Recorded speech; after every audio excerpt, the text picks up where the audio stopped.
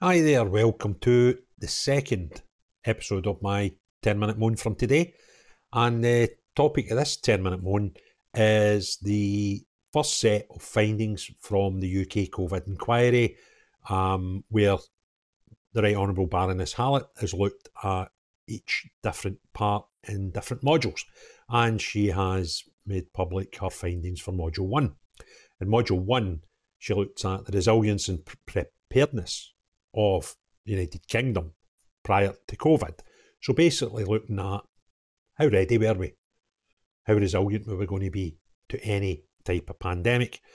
And it's quite a big, it's a 240-page document, and I've seen a couple of news reports on it.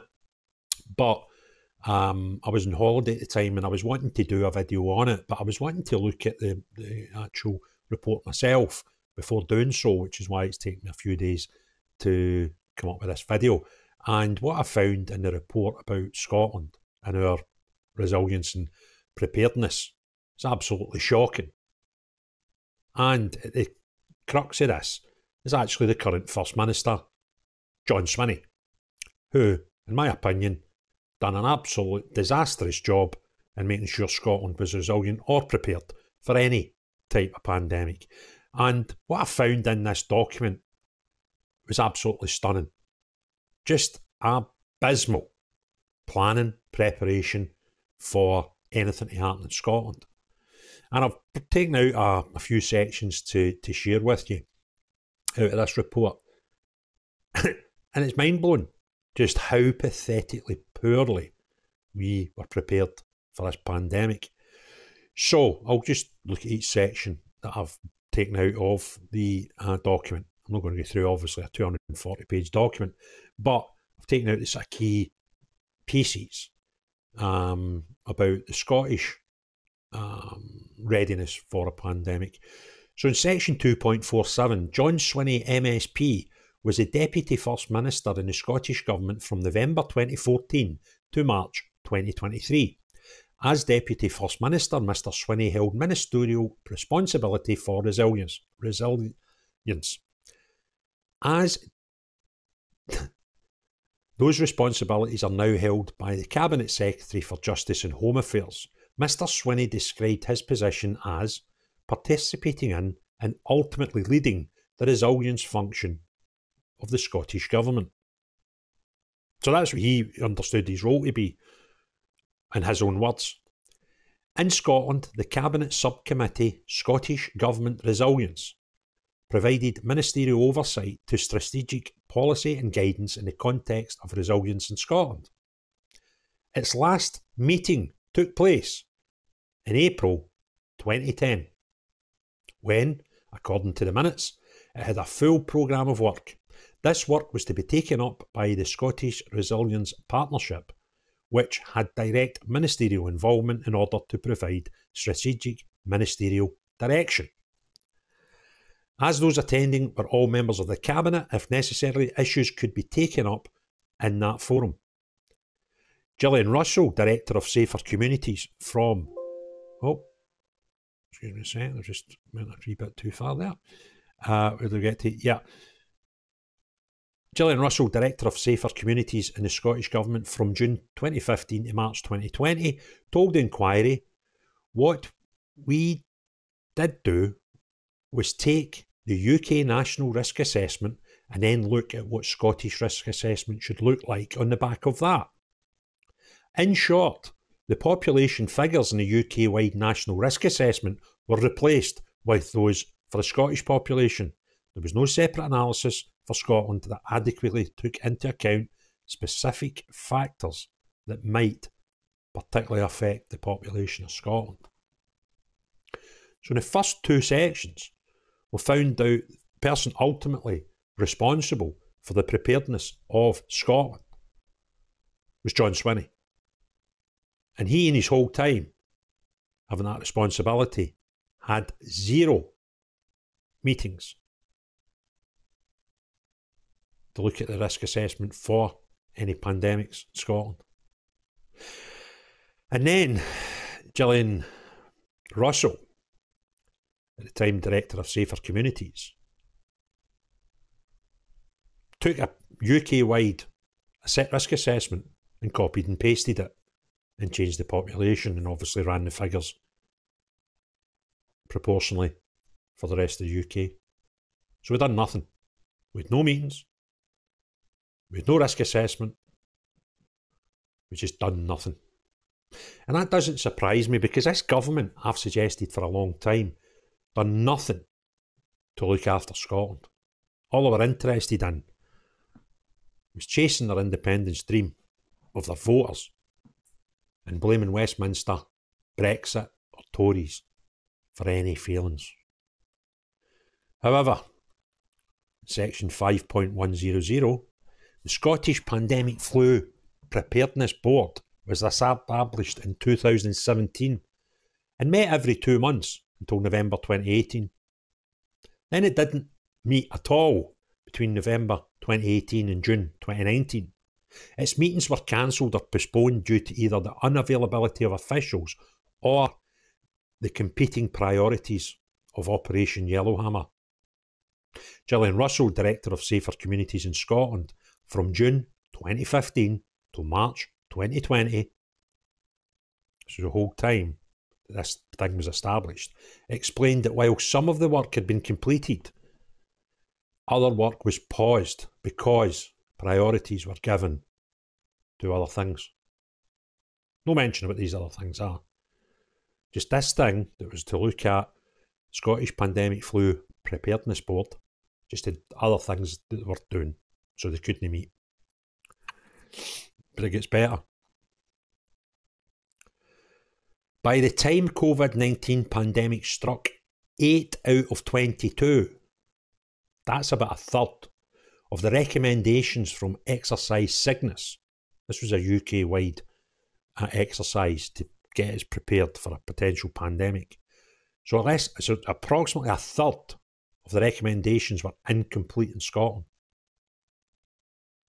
These included refreshing the 2011 strategy, so we were still on a 10-year-old strategy, fit testing of PPE, and expanding of social care capacity and updating pandemic guidance. We didn't do any of these. Recommendations that were done and set in place by the UK government on how we should be prepared for a pandemic flu.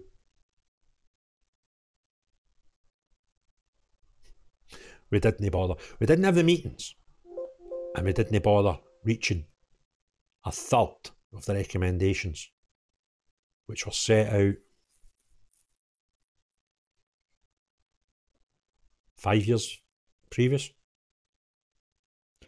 But we were to believe through this pandemic, through our daily, which turned into daily party political broadcasts by the SNP in our living rooms by Nicola Sturgeon's and our cohorts, that Scotland was fan-dabby-dozy. We care. That's what we were told. We care. Scottish Government care about you. We're not like that mob down in Westminster. We care for you, the Scottish people. They've done nothing. Cancelled meetings just because there was other... No mention of what they are, but there was other things that were important to us at the time. Absolutely bonkers.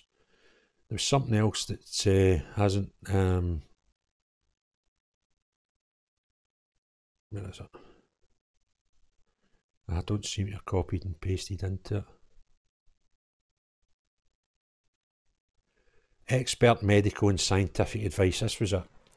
In Scotland, the Chief Medical Officer had only a limited role in pandemic preparedness and resilience. The Chief Scientific Advisor to the Scottish Government did not hold primary responsibility for advice in public health related science and epidemiology. The Chief Scientist in Scotland similarly did not have a role in pandemic preparedness. Scotland substantially relied, in terms of expert medical scientific advice, on, and they quoted, UK intelligence. We've done nothing.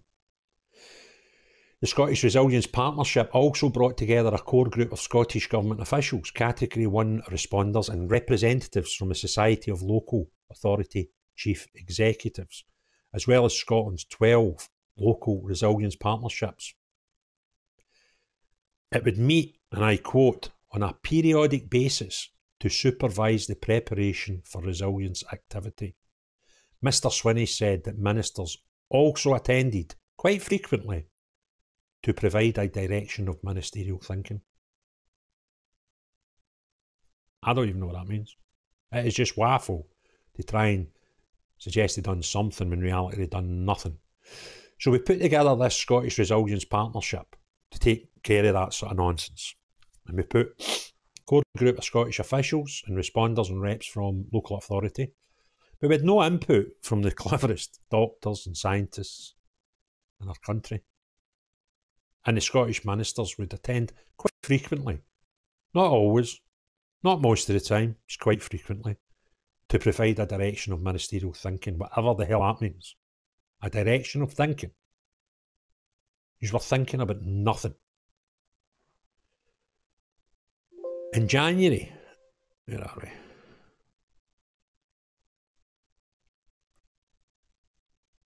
Sorry, I've done it again.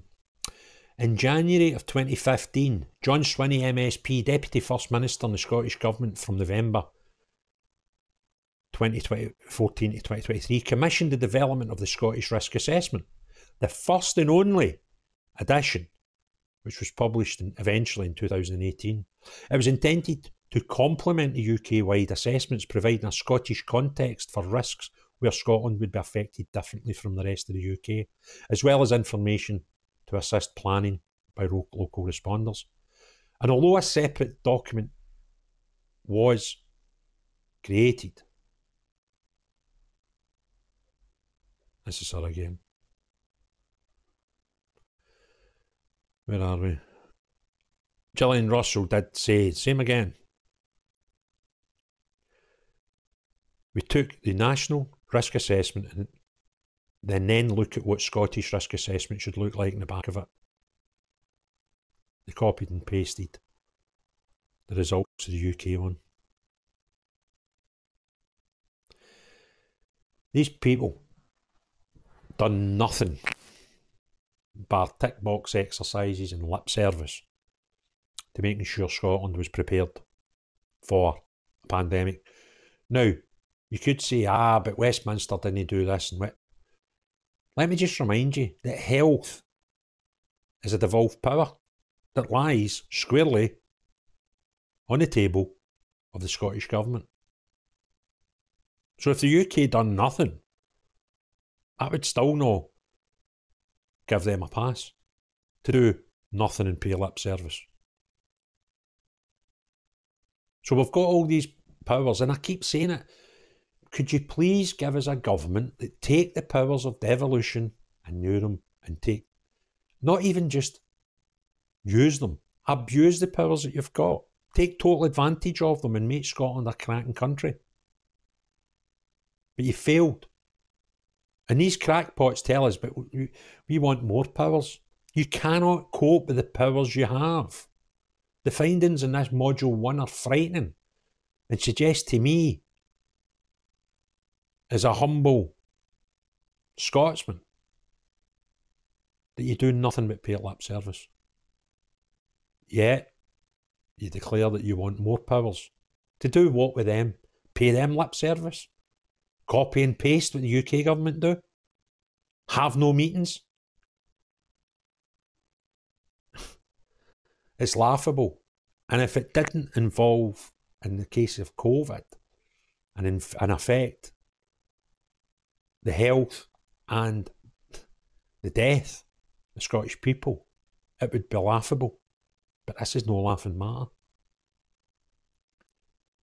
He's absolutely depressed me that you take these roles up, you fill these cabinets with people that can't carry out the simplest of jobs. And if this was your job, is to look after the preparedness of Scotland, and you can't see the seriousness in it, and you don't have meetings, and you don't actually do any work, you just copy and paste the findings of the UK Westminster Government. You ought to be ashamed of yourselves. And for Nicola Sturgeon to sit in my TV in my living room every day through that pandemic and tell me how wonderful Scotland was and how terrible Westminster was, makes me sick in the pit of my stomach.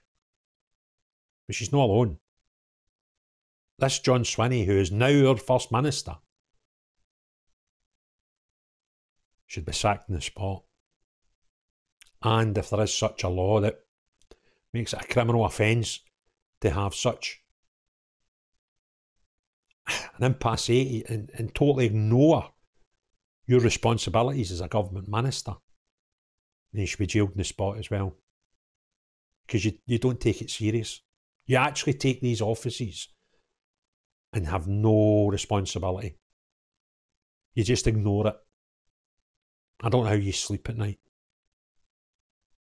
Because you were a disgrace in that role when your job was just, you were ultimately responsible for the resilience and the preparedness of Scotland. And you failed. And you failed big time. So it doesn't feel right saying if you enjoyed this video, but if you took anything out of this video, please give it a thumbs up. If you've not already done so, please consider subscribing to the channel and hitting the notifications bell. And as long as you're no John Swinney, this Gillian Russell, Nicola Sturgeon, Liz Lloyd, all these people that let down the people of Scotland through and before COVID. Everybody else have a great day. Cheery bye now.